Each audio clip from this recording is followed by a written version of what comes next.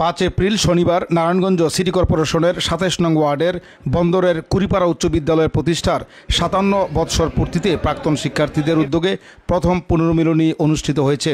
অনুষ্ঠানের প্রারম্ভে ফুল ও ক্রেস্ট দিয়ে আগন্তুক অতিথিদেরকে শুভেচ্ছা জানানো হয় এবং সকলের উপস্থিতিতে এক মহা মিলন মেলার সমারোহ সংগঠিত হয়েছে।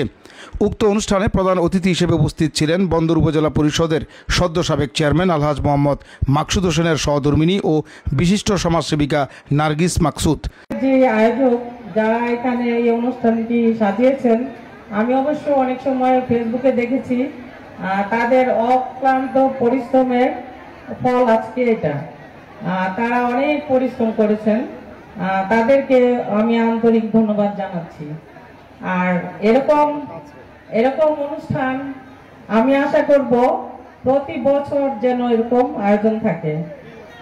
আর আজকে যে আয়োজন হয়েছে এর চেয়ে যেন আরো অনেক ভালোভাবে অনেক সুন্দরভাবে আরো আয়োজন হয়, সেই দিকে আমি লক্ষ্য রাখবো এবং আপনারা লক্ষ্য রাখবেন। আমরা পাশে থাকবো এবং আপনারা পাশে থাকবেন।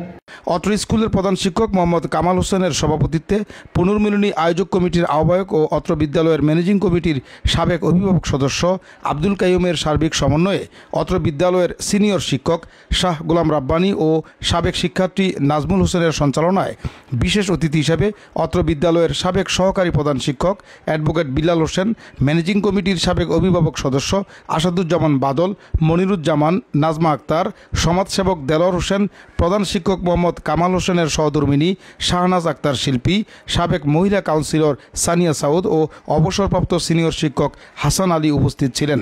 এ সময় অত্র প্রতিষ্ঠানের সকল শিক্ষক শিক্ষিকাবৃন্দ, সাবেক শিক্ষক মণ্ডলী ও সাবেক শিক্ষার্থীরা উপস্থিত থেকে শৈশবের স্মৃতিচারণ করেন এবং পুনর্মিলনী অনুষ্ঠানকে উপভোগ করেন। এদিন বিকেলে দেশের খ্যাতনামা সঙ্গীত শিল্পীদের পরিবেশনে মনোজ্ঞ ও জমকালো কনসার্ট অনুষ্ঠিত হয়েছে।